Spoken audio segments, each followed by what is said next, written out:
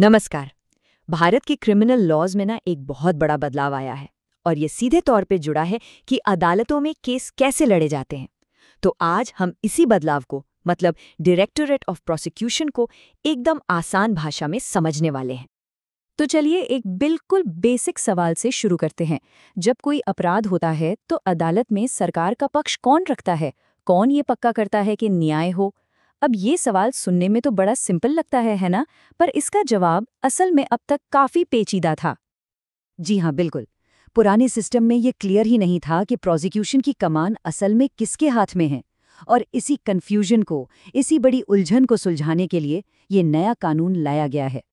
अच्छा, तो इस बदलाव की जरूरत आखिर पड़ी क्यों? ये समझने के लिए हमें थोड़ा पीछे जाना होगा और पुराने सिस्टम को देखना होगा, जो सच कहें तो काफी बिखरा हुआ था। तो ये देखिए, प्रॉब्लम की जड़ क्या थी? सिस्टम ना दो हिस्सों में बटा हुआ था।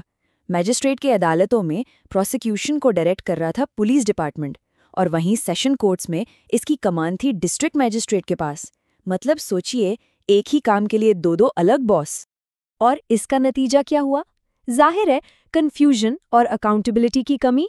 अरे भाई, जब कोई एक सिंगल बॉस ही नहीं है तो काम की निगरानी कौन करेगा? इसी बिखरे हुए सिस्टम को ठीक करना बहुत जरूरी था। और बस इसी प्रॉब्लम के सल्यूशन के तौर पर नए कानून के सेक्शन 20 में एक बिल्कुल नई व्यवस्था पेश की गई है। नाम है डायरेक्टोरेट ऑफ प्रोसिक्यूशन। तो ये डायरेक्टोरेट है क्या? आसान शब्दों में कहें तो ये एक नया सेंट्रलाइज्ड डिपार्टमेंट है जिसे हर राज्य सरकार बनाएगी। इसका सिर्फ एक काम होगा, पूरे राज्य में प्रोसिक्यूशन को मैनेज करना। मतलब वो जो दो अलग अलग बॉस वाली कहानी थी ना, वो अब खत्म। अब सारा काम एक ही छत के नीचे एक ही सिस्टम से होगा। तो चलिए अब ये देखते हैं कि ये नया ऑर्गेनाइजेशन आखिर काम कैसे करेगा। इसकी चेन ऑफ कमांड क्या होगी? देखिए, इसका स्ट्रक्चर बहुत ही सीधा और क्लियर है। सबसे टॉप पर है स्टेट का होम डिपार्टमेंट।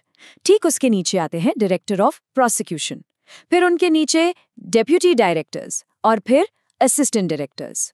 एकदम क्लियर हायरार्की जिसमें सबको पता है कि कौन किससे रिपोर्ट करेगा। और यही है सबसे बड़ा गेम चेंजर। अब पूरे डायरेक्टोरेट का सिर्फ एक हेड होगा, डायरेक्टर ऑफ प्रोसिक्यूशन। ये वही सिंगल बॉस है जिसकी कमी पुराने सिस्टम में सबसे ज्यादा महसूस होती थी। तो यहाँ और क्लियर हो जाएगा कि ये स्ट्रक्चर काम कैसे करेगा। जो डिप्टी और असिस्टेंट डायरेक्टर्स हैं वो सीधे डायरेक्टर को रिपोर्ट करेंगे। असिस्टेंट डायरेक्टर्स डिप्टी डायरेक्टर्स को भी रिपोर्ट करेंगे। हाई कोर्ट के जो प्रोसिक्यूटर्स हैं वो सीधे डायरेक्टर को रिपोर्ट करेंगे, और जो डिस्ट्रिक्ट कोर्ट के प्रोसिक्यूटर्स हैं वो डिप्टी या असिस्टेंट डायरेक्टर को। मतलब साफ है, अब चाहे कोई हाई कोर्ट का प्रोसिक्यूटर हो या डिस्ट्रिक्ट कोर्ट का, सबके सब एक ही सिस्टम का हिस्सा होंगे और एक ही कमांड को फॉलो करेंगे। ठीक है, सिस्टम तो बन गया, लेकिन एक बड़ा सवाल ये है कि इन इम्पोर्टेंट पोजीशंस पर बैठेगा कौन? कानून ने इसके लिए भी एकदम क्लियर क्वालिफिकेशंस तय कर दी हैं। ये नंबर देखिए, 15। अब ये 15 क्या है? ये है मिनिमम 15 साल का एक्सपीरियंस जो इस डायरेक्टोरेट के टॉप पदों पर बैठने के लिए चाहिए।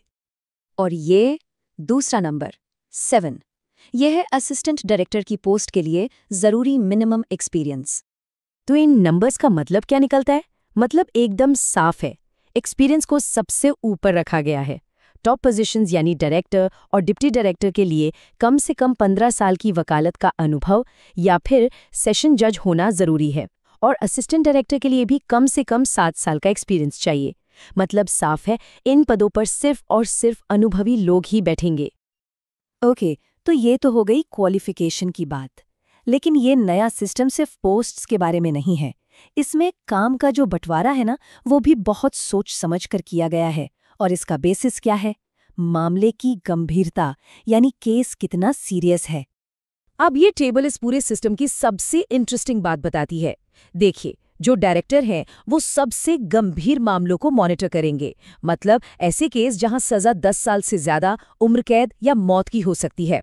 जो डिप्टी डायरेक्टर हैं वो 7 से 10 साल की सजा वाले मामले देखेंगे, और असिस्टेंट डायरेक्टर वो 7 साल से कम सजा वाले मामलों की निगरानी करेंगे। तो इस तरह के बंटवारे का मकसद क्या है? बिल्कुल सीधा सा है। जो ज्यादा सीरियस केस हैं उन पर सीनियर अधिकारियों की सीधी नजर रहे, और जो कम गंभीर मामले हैं वो भी तेजी से निपटें। यानी हर केस को उसकी ज़रूरत के हिसाब से तवज्जो मिले। तो कुल मिलाकर इस पूरे रिफॉर्म का, इस पूरे सुधार का आखिर गोल क्या है? अगर 2 शब्दों में कहें तो स्पीड और क्लैरिटी। तो इस पूरे सुधार का निचोड़ क्या है? पहली बात, प्रोसिक्यूशन के लिए एक क्लियर सिंगल हायरार्की बनाना। दूसरी, ये पक्का करना कि प्रोसिक्यूटर्स दूसरी एजेंसियों से आज़ाद होकर काम करें। तीसरी, क्रिमिनल केसेस की सुनवाई को और ज़्यादा सिस्टमैटिक बनाना। और आखिर में लीगल प्रोसीडिंग्स में तेज़ी लाना ताकि न्याय जल्दी मिल सके।